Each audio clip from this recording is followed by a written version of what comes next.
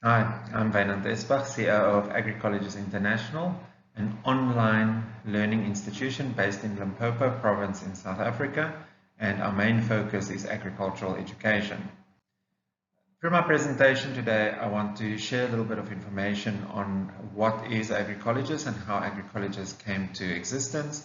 I'm going to talk a little bit about the African context and what we've done in Africa to make learning more relevant to the rural communities, how we've used the delivery, how we've used the technology, especially Brightspace, to increase student engagement and make it fun for students to learn in agriculture and thereby making agriculture cool. And then I want to share a little bit about our achievements and how we measure the success that we've achieved. A little bit more about myself first. I'm an agriculturalist by trade, a farmer. I've been on the same farm for the last 21 years. Before that, I was involved in horticulture, in the nursery industry. My education is in marketing, and I've been involved in education at various levels, from a primary school that we had on the farm for the children of the labor, all the way up to where we are at the moment, which is in higher education. I'm involved in course development, and over the years I've worked behind the scenes in developing a number of the coursework myself with subject matter experts from the various industries. I'm also involved in business management to a large extent, having developed quite a few business enterprises in Africa and with a reach into Africa. And then I've been involved in public speaking over the last few years, because what we've done in Agricolleges was mainly done before COVID, and we were in the online space way before anyone else got involved in online learning to a large extent at the colleges and the universities since 2016. And we are and were seen as experts in the field when COVID came along and everyone had to switch very quickly to an online platform. So yeah, I've been very involved in public speaking, traveled the world, giving advice, giving talks on how to engage with learners and make it fun, because ultimately a student that is having fun is a student that is going to remember what they've studied. So firstly, let's look at the introduction to Agricolleges and what we've done in this space. Agricolleges, in essence, was established as a concept already in 2015, but in 2016 we formalized it through the establishment of the company. It was done by a group of farmers based in Limpopo, including some mega farmers, and we formed a board that consisted of 4 mega farmers and a few smaller farmers like ourselves, and we identified what the need was and where we could make a difference. And through that formation of the board, we then decided to establish the company Agricolleges International, and our aim was to educate our own staff as a starting point at junior management and senior supervisor level. Ourselves at Amarentia Estate, where the headquarters are based, is a farming enterprise with 50 years plus collective experience in agriculture and education at different levels. So what we identified at Amarentia Estate was exactly the need for a junior manager that we wanted to employ while we were scaling up our business enterprise into other African countries. We decided that we wanted to employ a junior manager that could assist us in basically taking over some of the management from ourselves to a large extent, and we couldn't find anyone. So we identified that there's this need for skilled personnel, and we had to go and dig a little bit deeper as to what the cause was for the lack of people trained at that level. We didn't want to employ a university graduate because that came at a price, and often that is someone that is overqualified for the position that we were looking for. We set ourselves some targets right in the beginning, and one of the things that we identified from day one was that we wanted to create, through our training, employable individuals. And when we identified employable individuals as our main target, we said it's either creating people that are employable by an industry or by the farmers, or corporates in the industry, the chemical companies, the industry bodies, the various irrigation companies, for example, anything linked to agriculture. We wanted to create employable individuals, but we also wanted to leave the student with enough skill that they could become entrepreneurs and agripreneurs, as we call them, and they could actually go and create their own employment through starting their own businesses. So that was our main aim, was creating employable individuals. And we set ourselves some targets, and one of these targets that we came up with was that we wanted to reach 20 countries by the year 2025. Moving on to the African context, we very quickly realized that there are major issues in education in agriculture in Africa. We did a full-on needs analysis with an independent company, and there were some challenges that was identified as preventing skills development, and mainly categorized them into the following bullet points that you see on the screen there. And those are accessibility. Firstly, accessibility in rural areas. If you live in a small country and you don't have the vast open spaces that we have in Africa, it's very difficult to understand, but we often have people that live 5-6 hours from their closest town or city where there could be a college. So it's not easy for them, coming from a rural community like that, to even have access to a facility where they could get training, let alone the affordability, which is the second point. How would they ever afford to go to a university or a college? Gender marginalization was a big issue. Women didn't get the same opportunities in agriculture especially, and agriculture is seen to be a man's job. It's a physical job out in the sun all day, and we had to really work hard to change the scope of what agriculture is and the vision of what agriculture could be, so that it is inclusive of female students.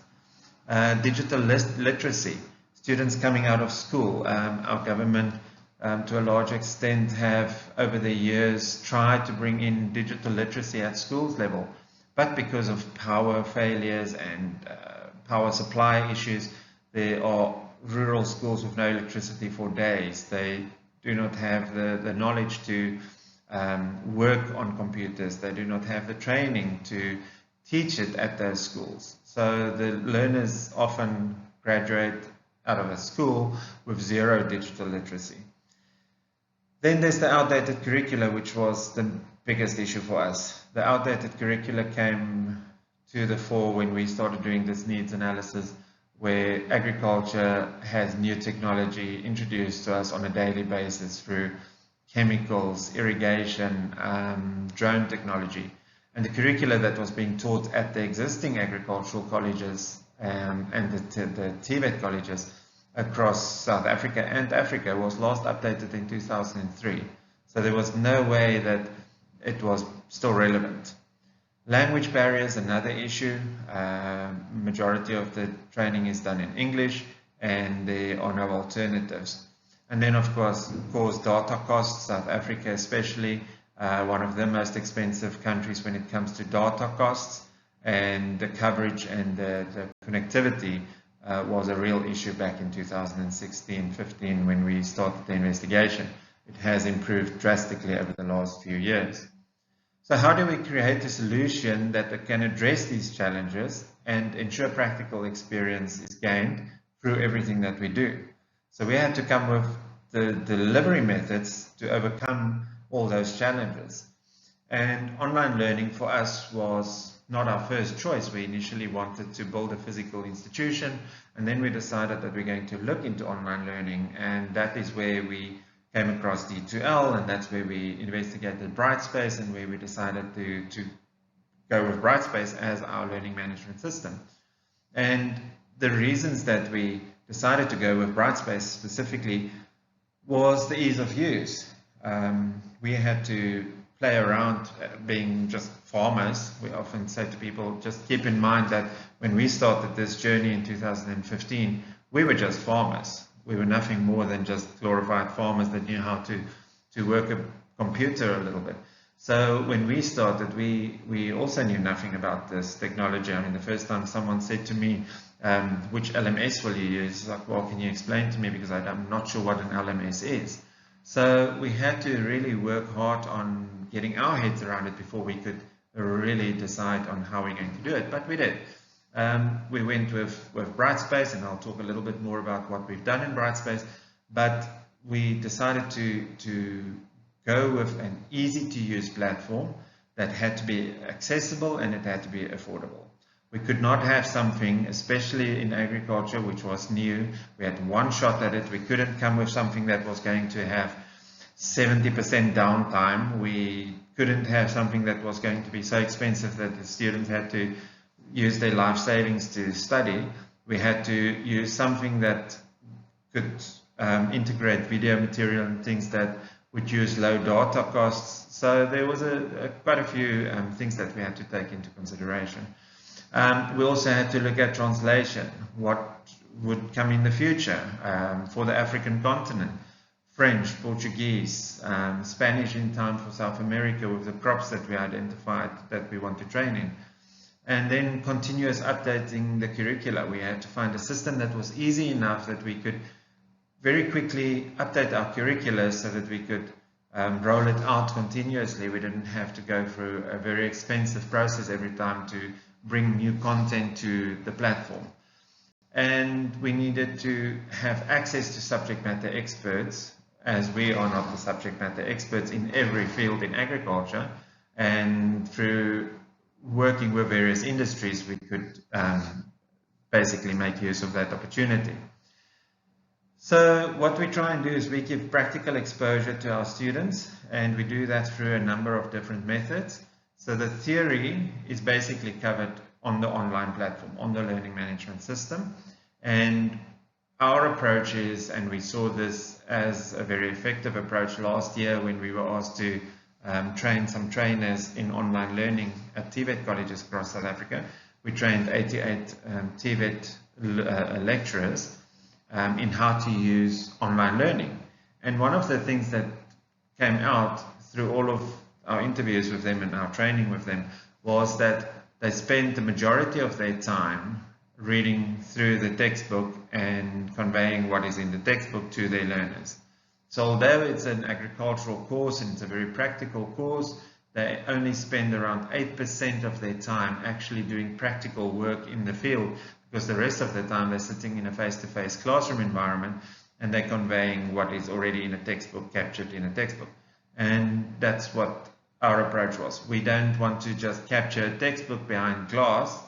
We wanted to make the theory interactive, fun, but it covers everything that would have been in a textbook. Then we've brought in what we call remote practicals. So that would be the example on the screen there, something that the student would have to do in their own environment. They would get a task, they must go and research it, they must do it in their own space, they don't have to travel far, they can do it at a nearby farm, they can do it in their own garden if they want to, and they then have to provide evidence on the platform in the form of a video or a photo or even a sign-off sheet by a farmer or a supervisor that they've completed the activities, and that's a remote practical. Then there's on-site practicals that we've made compulsory, and that would be things like servicing the tractor. There's no ways you can just convey that feeling the oil and changing the filters on the tractor through just doing it as a theoretical exercise. So there are still some practicals that we bring in and they have to come and do it at an accredited site. But what we try and do is keep it interactive throughout the platform, throughout the remote practical, and throughout the on-site practicals. Then there's interactive learning. So what have we done? We've used Brightspace to a very large extent with a couple of plugins to make the learning fun for the students. So we've realized, and this is a statistics that's well known to everyone, but it's actually in our case a lot more than 60% even from our surveys, but online learning elevates the learner's retention of information. And where in a face-to-face environment, you're down at 5 to 10% retention of information. In online learning, the studies show 25 to 60%. In our case, we find that it's even higher than that. So we've taken a number of different approaches, and we've got a number of different sort of ways that we do it. We've got increased student engagement through gamification, what we call gamification. It's not full-on gamification, but it is a form of playing a little bit on the platform.